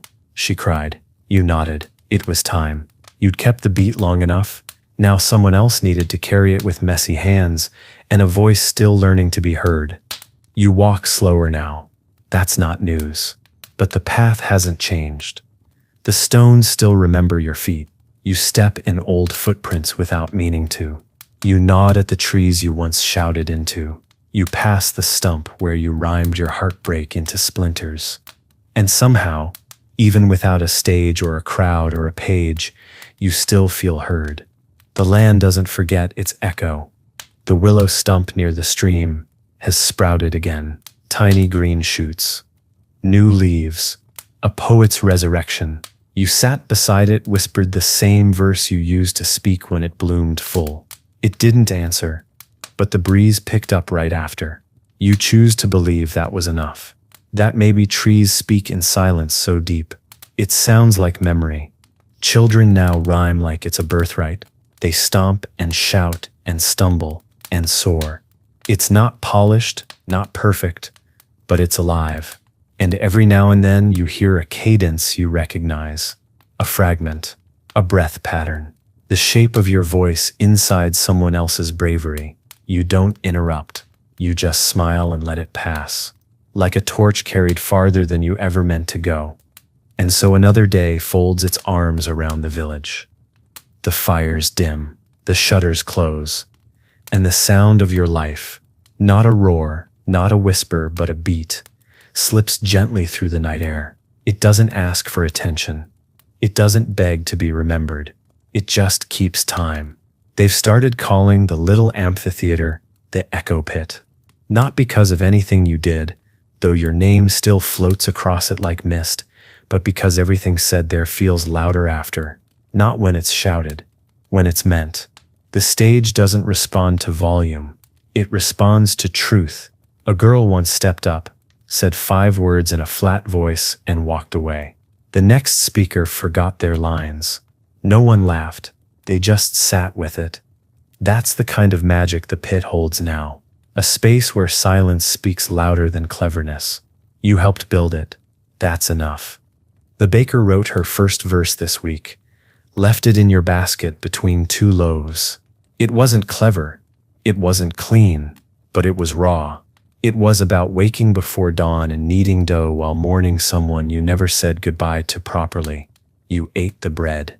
Kept the verse. pinned it above your hearth with a note beneath. That was better than half the things I shouted when I was young. She blushed for 3 days straight, started writing daily, quietly, bread and stanza, side by side. You visited the stream again, sat by the willow shoots and spoke to them like they could understand. Maybe they can. You told them a story about a rhyme that wouldn't come no matter how long you chewed it, about a boy who thought words could save him, only to learn it was the saying that saved, not the saying it right. You leaned back, let the wind take the last line. It was one of your better endings, and no one heard it, which made it perfect. Someone's built a little rhyme box. Wooden frame, hinged lid, stuffed with slips of verse. Anyone can take one, or leave one, or copy one. You visited once, just to see, opened it. Inside was a line you wrote at 18 and a half, scrawled in the margin of a tavern bill. Even liars cry in their sleep. You never published that, never performed it, but there it was, folded and cherished. You added one of your newest, if you whisper something true, it still leaves a bruise. You closed the lid, didn't leave your name. You've stopped looking for applause, stopped waiting for nods. You learned finally the difference between impact and noise. When you were young, every cheer felt like survival. Now, you feel more alive watching a child recite her first 4-bar confession in a muddy alley than you ever did on the tavern stage. You still remember the heat of that room, the weight of all those eyes. But this quiet passing of torches, you like it better. There's less sweat, more soul. The inn now has a back room called the listening room. No performances, no drinks, just a space to sit and speak when you've carried too much and written too little. You help them build the benches. Narrow, uncomfortable, meant to keep you honest. You leave lines on the walls sometimes, carved shallow into the grain. Not poems, just thoughts. Grief has rhythm. Tell someone before you break. I wasn't always this calm. No one erases them. No one signs them. They're not yours once they're carved. They're ours. Someone gave you a cloak, stitched with words. Small ones. Tiny embroidery. Hundreds of your lines woven into the fabric. You didn't wear it. You hung it above your bed. You didn't need it on your shoulders. You already carry those words in your bones. But on cold nights when the fire's low and the wind's high, you sit beneath it and reread yourself. Some lines you forgot. Some hurt more than you remember. Some still make you proud. You haven't outgrown them. You just wear them differently now. You've started to hum while walking. Not a tune, just rhythm. Breath-based. Muscle deep. Someone asked if it was a song. You said, no. It's just me checking if I'm still alive. They didn't get it. That's fine. The ones who know. You're not humming for them. You're humming for the parts of yourself that still ache for a beat, even after all this time. You passed a stranger today who quoted one of your old lines without knowing you wrote it. He said it like a proverb, like something passed from father to son. You don't fix fire. You learn to burn better. You didn't say anything, just tipped your hat and kept walking.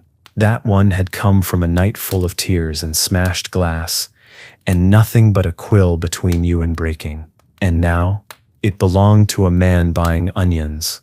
That's what eternity looks like when you're lucky. Someone asked if you regret anything. You said yes, then named nothing.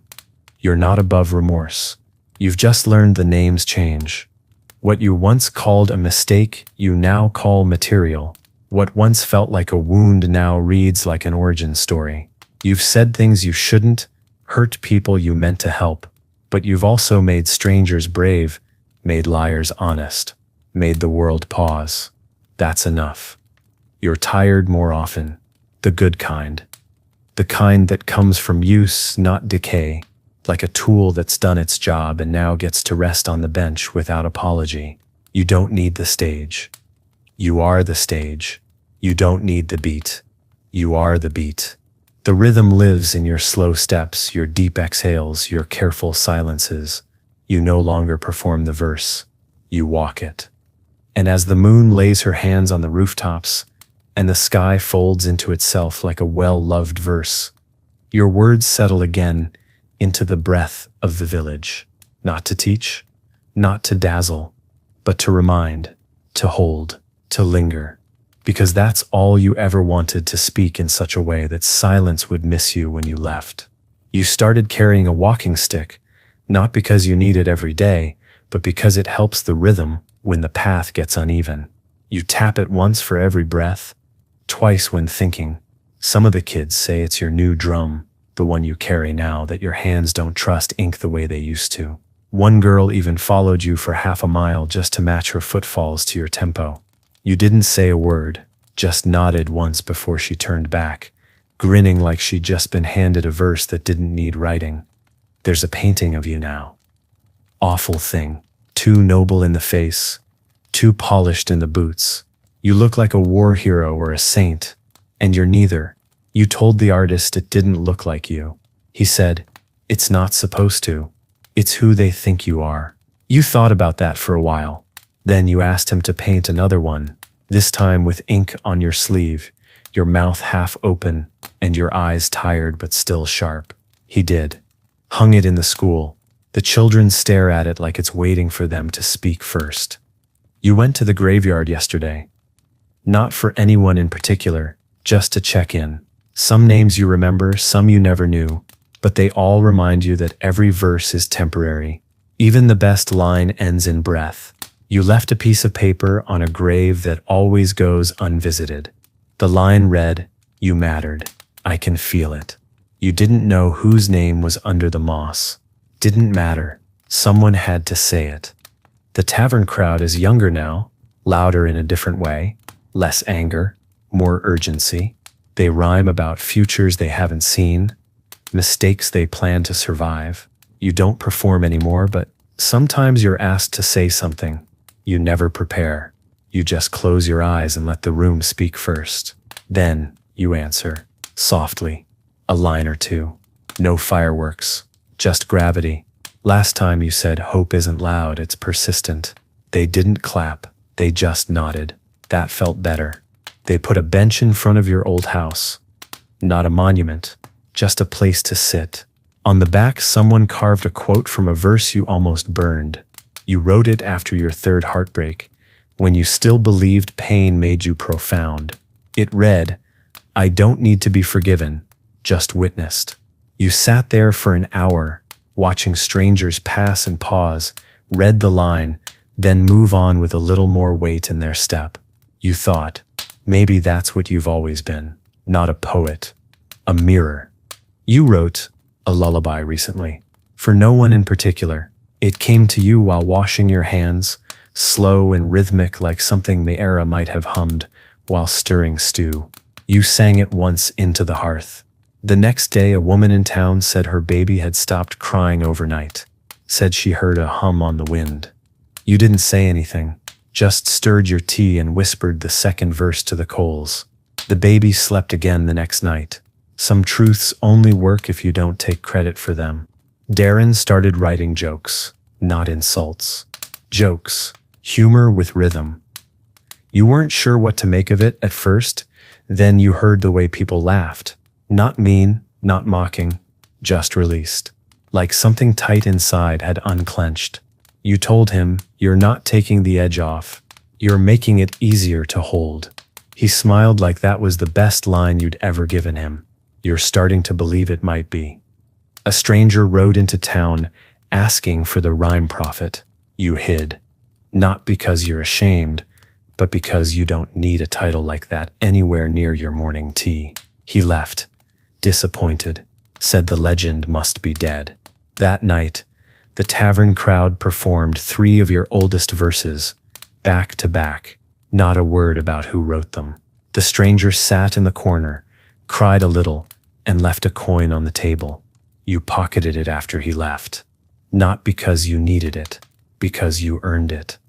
The quill shop closed. The woman who ran it moved to the coast, left you her final pen. No feather, just bone and brass. You used it once, wrote a verse so clean it scared you. You tucked the pen away after that. Not because it was cursed, because it was complete. Some tools only need to be used once to leave a mark that echoes longer than ink. You keep dreaming of a hallway now. Endless doors. Some open, some locked. You walk past each one without touching the handles. The rhythm is in your footsteps, steady and calm. At the end of the dream, there's no destination, just a window, and through it, a field you never go through. You always wake before. You think maybe that's your next verse. Not the walk, not the door, the choosing not to enter. You no longer fear being forgotten. You've seen your words crawl into the mouths of people who never met you, seen strangers whisper your lines like they were born with them. You'll fade, sure, like anything. But the sound you made, the shape of it, that stays. Echo is a form of memory. You don't need a name carved in stone. You just need someone somewhere to finish a line you started and not know why it makes them weep. And again, the sky folds over the rooftops like a worn page, and the night begins to recite what you once spoke into its shadows. Not loud, not proud, just true. You were never trying to be eternal, just unforgettable. And it turns out that's enough. You caught your reflection in the shop window today, just a flicker, a ghost in glass. Not the boy you used to be. Not quite the legend they whisper about either. Just a man whose face learned to carry rhythm even when the mouth is closed. Your eyes have the tired softness of someone who used to shout, but now prefers questions. You tipped your hat at yourself, not out of vanity, just to say, I see you. You made it. Some days that's the only verse worth saying. Someone delivered a letter. No name, no seal. Inside, a child's drawing of a stage with one word under it, safe. That did something to you. All the old verses, the battles, the lines that cut sharper than steel, they never used that word. Not once. You'd always been powerful, raw, urgent. But safe? That was new. That was heavier. You hung the drawing beside your door, right at eye level. So when you leave, you remember your fire didn't just burn, it warmed. You visited the mountains last week. Just for the air, the distance. There. No one knew you. You were just another weathered soul with a walking stick and too many thoughts. You sat on a cliffside and spoke one line into the open. The wind took it before it landed. That felt right. You don't need every verse to echo. Some are meant to dissolve. You came home with no souvenirs, no stories, just silence in your bones. That felt earned. A merchant tried to sell your collected works. You flipped through the pages. They got the rhymes mostly right, but missed the pauses, missed the weight. You didn't get angry. You just wrote a new verse in the back cover and left it there. A poem is nest a cage for words. It sets a door for the right ones. When the merchant asked if you'd sign the front, you said, I already did, then walked away. You heard he raised the price after that. Of course he did. You started visiting the barn again. The old one, with the crooked roof and the echo that always came back too fast. That's where you practiced once, in your soft-footed years, rhyming with chickens and dust. Now you go there when a verse shows up incomplete. Something about the air helps finish it. Maybe it's the smell of hay. Maybe it's the way the past still lingers like a stubborn lyric. You leave the finished lines carved into the beams, not to be found, just to belong. You saw Neres again, taller now, grayer around the temples. He brought a student, a girl who rhymes in broken cadence, like thunder misstepping, but you could feel it. You watched her perform. She didn't look at you once, but her last line was borrowed from something you shouted decades ago. I never wanted to be right, just heard. You clapped, not loudly, just once. She bowed a little. You nodded. That's the kind of legacy you wanted, the kind that doesn't ask to be thanked. You reread one of your old journals, the angry one, full of ink stains and spit. You thought it would make you wince. It didn't. It made you remember how it felt to write as if the fire in your chest was the only thing keeping you upright. You don't write like that now, but you wouldn't trade that fire for anything. It lit the path, even when it burned your feet. You've been thinking more about beginnings than endings, not how it all wraps up, but where it started. That tanner's shed, that cracked bowl, Mara's spoon. The verse you muttered to keep the dark out. It wasn't clever. It wasn't brave. It just worked. You've spent a lifetime turning that one spark into a torch others could carry. And now that you're walking slower, you can see how many lanterns lit up behind you. Children now play verse tag in the fields. One kid says a line, the next kid finishes it or freezes. You watch them from a distance grinning. One boy yelled, "I fell into silence, but then and a girl shouted back, landed on song." You nearly applauded, but instead, you whispered it to yourself a few times. Let it live inside your chest. Some lines don't need rewriting, just witnessing. There's a tradition now, unofficial, messy, beautiful. Before big decisions, some folks will sit in the old performance circle and speak their worry aloud. No rhyme, no performance, just confession into open air. And always someone will respond with a line. Doesn't matter who, doesn't matter how polished, just a single line to hold the weight. That's what you've built. Not poetry. Practice. Something you do together so the fear feels less personal. You still light a candle before bed. Not for light, for rhythm. Wax melting slow reminds you that even the quietest thing moves. You hum while the flame dances. Sometimes a full stanza comes, sometimes not. You don't chase it. You just sit with it. Let it know you're available, but not desperate. That's the new rule. Write when the truth is ready, not when the ego's hungry. And beneath this slow velvet night, where stars hang like commas in the sentence sky, your breath joins the quiet chorus of a world still being written. Not finished, not perfect, but alive. And your voice, the one you once thought too sharp to love, hums still, low, steady, necessary. Someone built a wind chime out of old spoons and ink quills. It hangs near the bakery, and when the breeze stirs just right, it sings like a stanza whispered by ghosts. They call it the rhymer's bell. Even though you never touched it, you sat beneath it once, bread in hand, listening. Every clink felt like a syllable. Every sway like a pause between thoughts. No one knows who made it. You think that's why it works so well. Some verses only land when ego gets out of the way.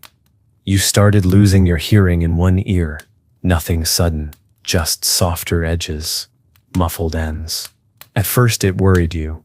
What would a poet be without sound? But then something shifted.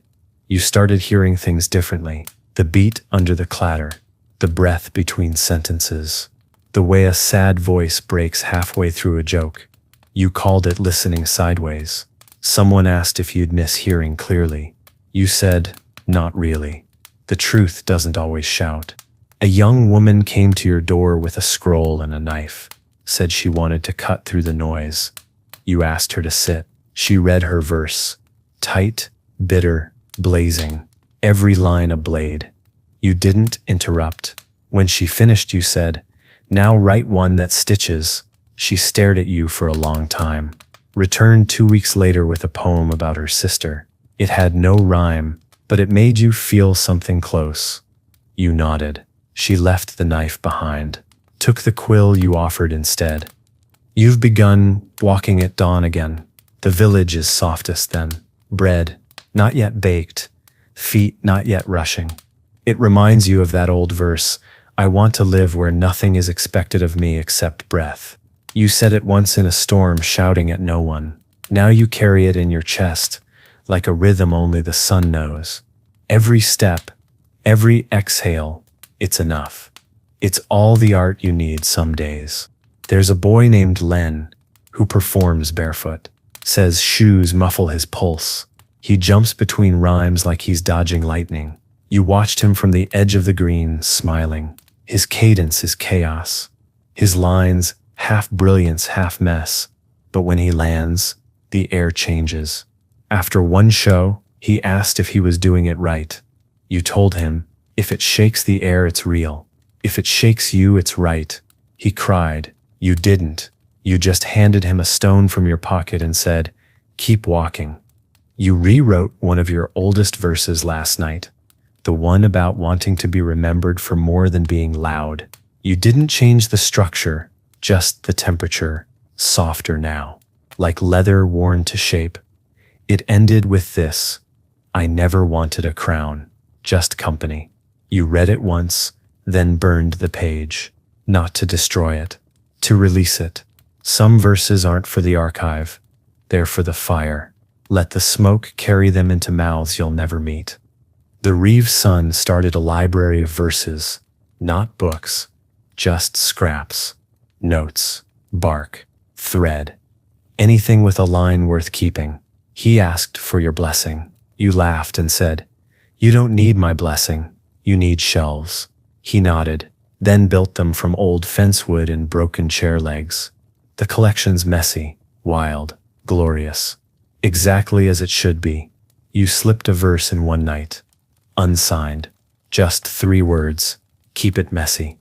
A woman sang your lullaby in the market today. Off key, too fast, but her baby stopped crying. That's all you noticed. You didn't correct her, just sat on a bench and let the moment bloom. Sometimes the wrong rhythm still gets it right, especially when it's sung with tired love. You've started talking to your younger self more, not out loud, in pauses. In choices. You'll reach for the old anger and hear that boy whisper, we survived, remember? And you'll let it go. Not always, not perfectly, but enough. That boy, so raw, so loud, he saved your life more than once. Now it's your turn to carry him gently, to walk him through this quiet season like he finally deserves rest. Someone started leaving chalk by the well. Anyone can write on the stones around it. Questions, wishes, verses. One child wrote, what if I'm never good enough? And underneath it someone added, then speak anyway. Good has nothing to do with honest. You stood there a long time. The wind knocked a leaf against your boot. You didn't write a thing. That moment didn't need you. That's the goal, isn't it? The stars feel closer lately, not because you're getting nearer to the end, but because you're quieter now. And when you stop making so much noise, you finally hear the sky talking back. You hum to it, same as you always did. A melody with no name, just breath in motion, just heartbeat, still willing. And as another night folds into itself, candles guttering, breath slowing across doorways and thresholds, your voice, not the sound but the shape, settles again across this village like a quilt, pulled up to the chin of a dreaming world. You didn't end the story, you taught them how to keep telling it. They'll say it started with you, even though it didn't. Even though rhythm was always here, hiding in footfalls and lullabies in the way grief stutters when it tries to speak. But you gave it a face. A crack-toothed, sharp-tongued, bone-weary face that spat truth like it was the only currency worth keeping. You weren't trying to lead a movement. You were just trying to make the pain rhyme. Somehow, that was enough. Now, you sit beneath your window and hear a girl whisper a line to her shadow. You recognize the meter, but the words? They're hers. That's how you know you did it right. You no longer finish your verses. Not completely. You leave them open, like doors waiting for someone else to step through. One boy found a scrap you dropped by the mill. Added 4 lines. Better than yours. He pinned it on the well wall and walked away. You touched it once. Didn't take credit, didn't change a word. That verse belongs to the world now. All of them do. You gave your rhythm away and it stayed. Not because it was perfect, but because it was possible.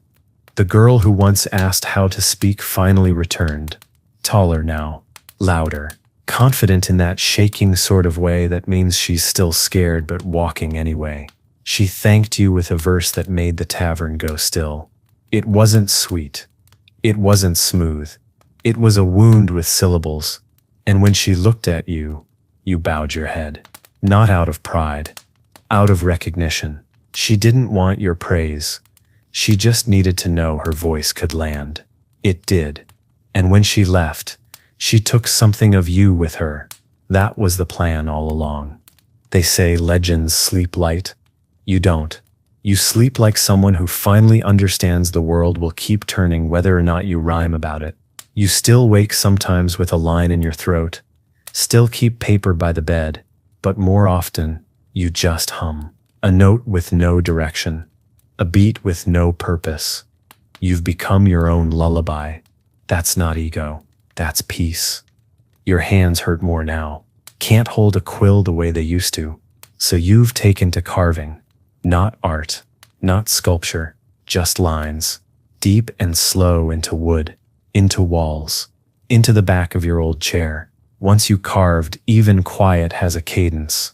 The next day, someone copied it onto a lantern, carried it down the road like a flame you didn't know you'd lit. You watched it flicker away without speaking. That's the rhythm now, slow and steady and always in motion. One morning, you woke to find a line chalked on your doorstep. He taught us not to shout, but when we did, to do it on beat. You didn't smile, you didn't cry, you just stood there bare feet on stone and whispered, "Good," then swept it clean, not to erase it, to make room for the next one. That's the rhythm too. Creation, release, begin again. The Reeve, older now and slightly less stiff, asked if he could quote you during a festival.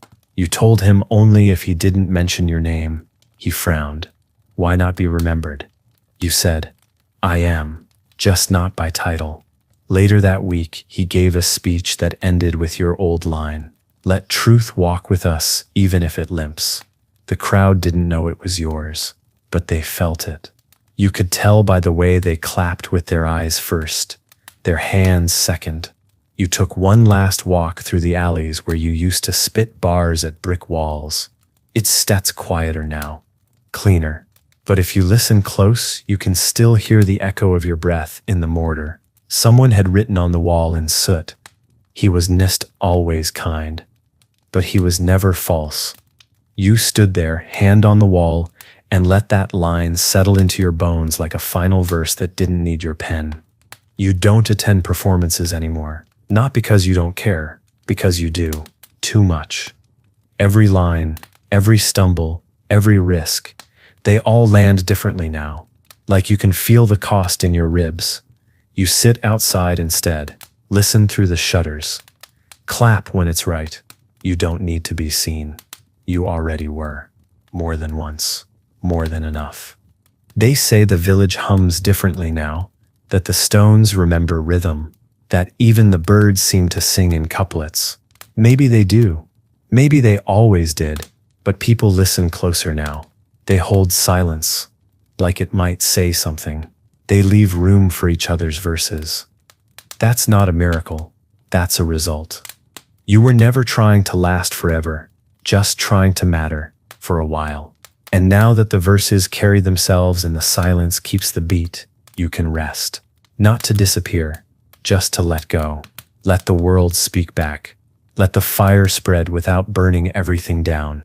And as the final stanza folds into the hush of closing doors, and the stars settle into their nightly pattern of unfinished songs, your voice, familiar, weathered, human, lingers not as echo but as invitation. You weren't the rhyme. You were the reason others remembered how to begin, and they have, and they will.